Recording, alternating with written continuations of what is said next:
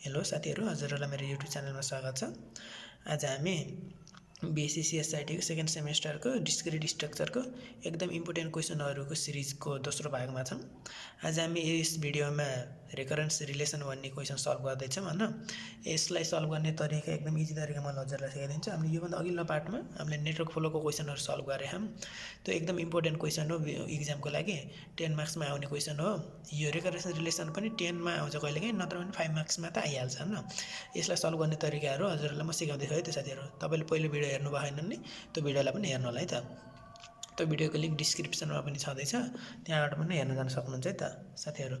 ल ढिला नगरिकन भिडियोलाई अगाडि बढाउँ है त। तपाईले यो रिकरेन्स सल्भ गर्नुभन्दा पहिला तपाईले के जान्न पर्छ भन्दाखेरि तपाईले यो रिकरेन्सका दुईटा फर्मुला हुन्छन्। रिकरेन्सको एउटा डिफरेन्ट रुटको केस हुन्छ, एउटा सेम रुटको हुन्छ। डिफरेन्ट रुट मतलब तपाईले r को भ्यालु निकाल्नुहुन्छ नि 1 3 4 5 मतलब अलग आउने भयो, त्यो भनेको डिफरेन्ट केस भयो। त्यसको केसमा के लेखिन्छ भन्दाखेरि n = अल्फा 1 r1 को power n plus alpha 2 r2 को power n plus dot dot हुँदै जान्छ n सम्म हो किन। सेम रुट भयो भने फेरि n = alpha 1 plus alpha 2n plus alpha 3n square हुँदै हुँदै जाँदै जान्छ, n पावर बढ्दै बढ्दै जान्छ अनि इन्टु rn भन्ने भयो हैन त। यी दुईटा कन्डिसनहरु तपाईले जान्न पर्छ। यही कन्डिसनलाई युज गरेर हामीले एउटा क्वेशन सल्भ गर्छौं। अब त्यसमध्ये अब सेम रुट आउँछ कि डिफरेन्ट रुट आउँछ, त्यही अनुसारको यी दुईटा युज गर्छौं है त साथीहरु। हामीसँग रिकरेन्सको क्वेशन रहेको छ साथीहरु। Solve the recurrence relation an = 5an - 1 - 6an - 2 with initial condition a0 = 1 and a1 = 2।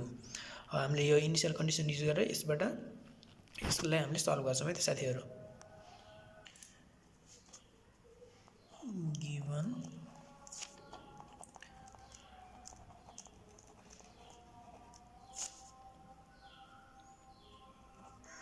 recurrence relation is an = 5an - 1 - 6an - 2 and initial condition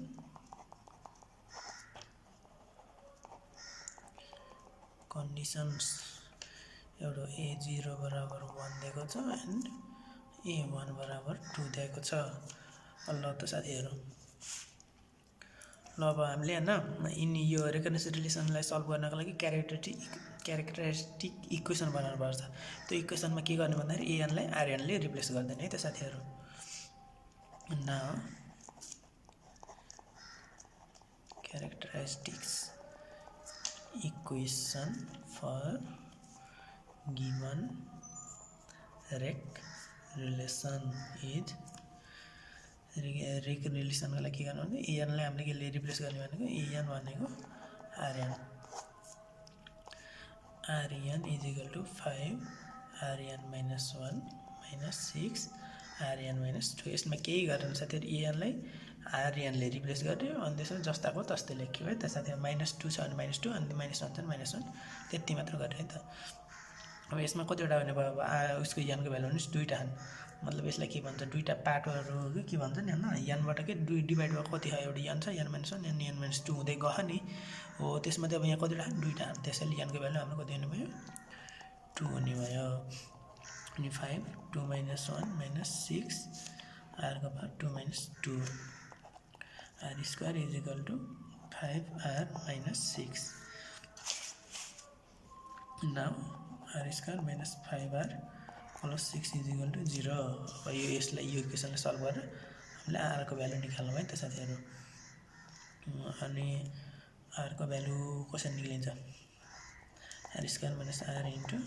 3 + 2 + 6 = 0 or r² - 3r - 2r 6 = 0 और r कमन आयो r - 3 - 2 कमन आयो r - 3 0 r - 3 - 2 = 0 हो किन। अब त्यसबाट r को value एउटा 3 आयो, अर्को 2 आयो। अब यहाँ हेर्नु साथीहरु, अब यहाँ हाम्रो दुईटा रुट आयो किन, अलग अलग रुट आयो। त्यसैले अब हामीले यो डिफरेन्ट रुटको कन्डिसन युज गर्छौं रिकरेन्सको लागि है त साथीहरु।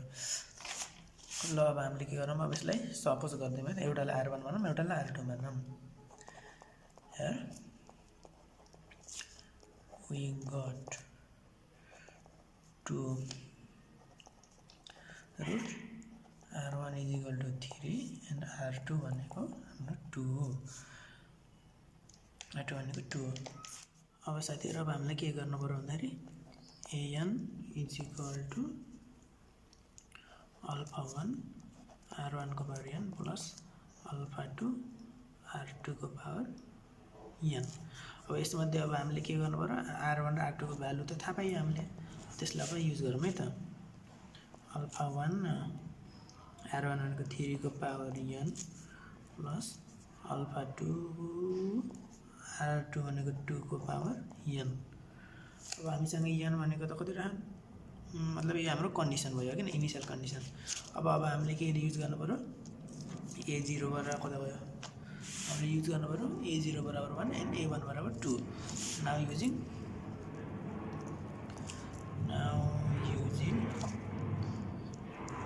initial condition first a0 is equal to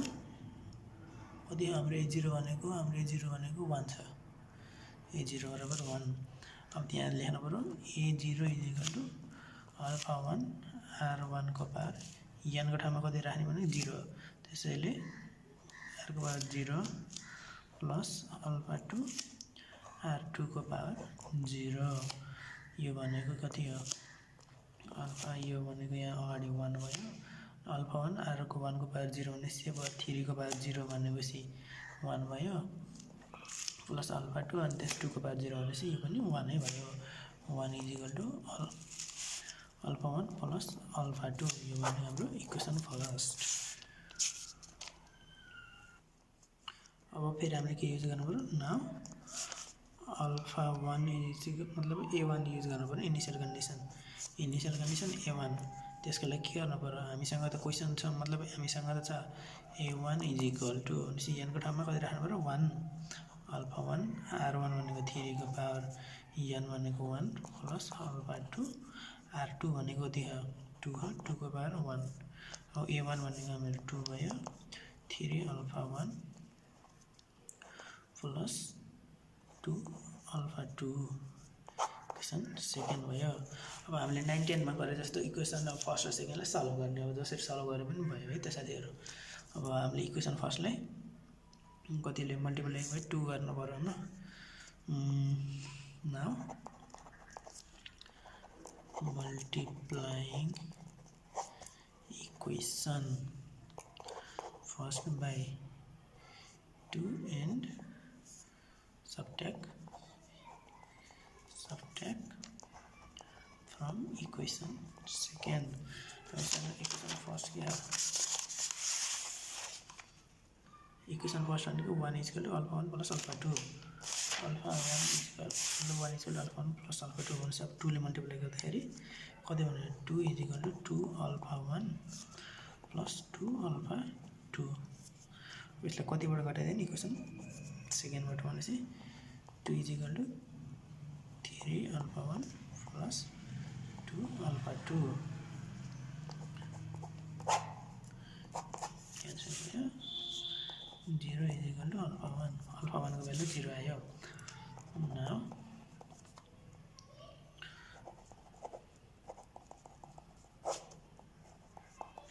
in equation first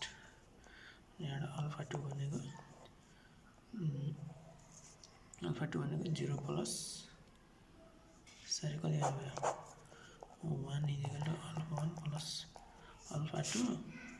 and त्यसपछि 1 is equal to alpha 2 alpha 1 alpha 2 को भ्यालु 1 र 0 आयो और नाउ अब हामीसँग थियो नि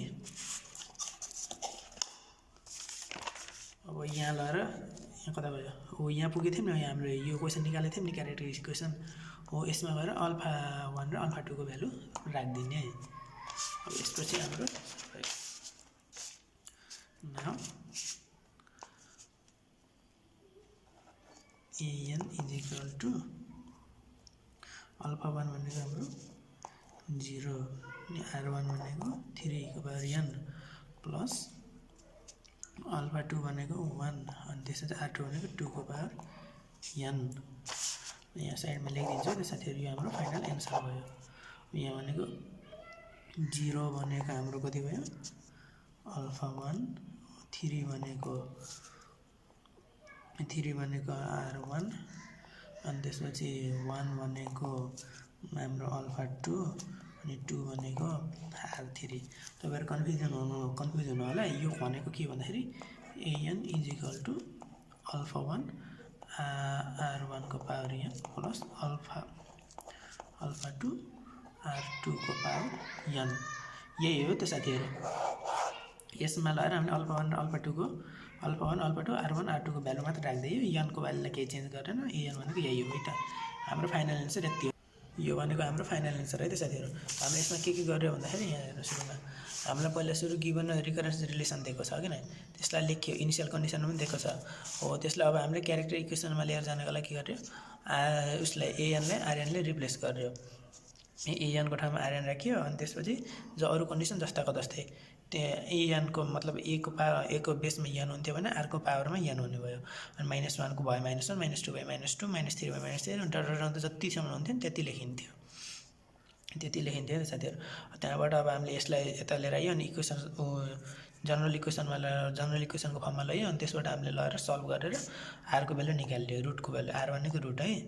अनि r भनेको दुईटा आयो अलग अलग आयो त्यसैले डिफरेन्ट रुटको कन्डिसन युज गर्यो सेम रुट आएको भए पनि सेम रुटको कन्डिसन युज गरिन्थ्यो नि त साथीहरु त्यसबाट हामीले यो इक्वेसन लेखियो किन जनरल इक्वेसन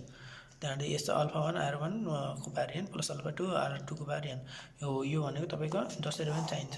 फाइनलमा गएर पत्ता लगाउन भनेको यही इक्वेसन मात्र हो कि तपाईहरुले त्यसको लागि तपाईले अब यहाँ इनिशियल कन्डिसन दिएको छ त्यसबाट इनिशियल कन्डिसनहरुलाई युज गर्नु यहाँ दुईटाको इनिशियल कन्डिसनको केस छ अनि त त्यसैले दुईटा मात्र गरेर छोटो इक्वेसन भयो कहिलेकाहीँ तीनटाको पनि दिन सक्छ के अल्फा 1 अल्फा 2 अल्फा 3 तीनटा निकाल्न पर्छ हो त्यस्तो केस पनि सेम हो सेम प्रोसेसर गर्ने अल्फा 1 अल्फा 2 अल्फा 3 को भ्यालु निकाल्ने अनि लगाएर तपाईको यही इक्वेसनमा राख्दिने भ्यालु त्यही नै हाम्रो फाइनल इक्वेसन हुन्छ एन्सर हुन्छ है त साथीहरु ल त साथीहरु यो भिडियोमा यति नै गरौँ हैन अर्को भिडियोमा हामीले अर्को इम्पोर्टेन्ट क्वेशनहरु डिस्कस गर्ने छौं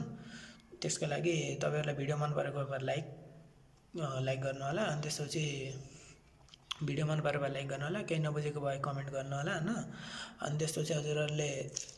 हजुरहरुका साथीहरुलाई पनि यो भिडियोको यो प्रब्लमहरु छ भने यो सल्भ गर्ने तरिकाहरु पठाइदिनु होला शेयर गरेर अनि च्यानलमा नयाँ हुनुहुन्छ च्यानललाई सब्स्क्राइब गर्नु होला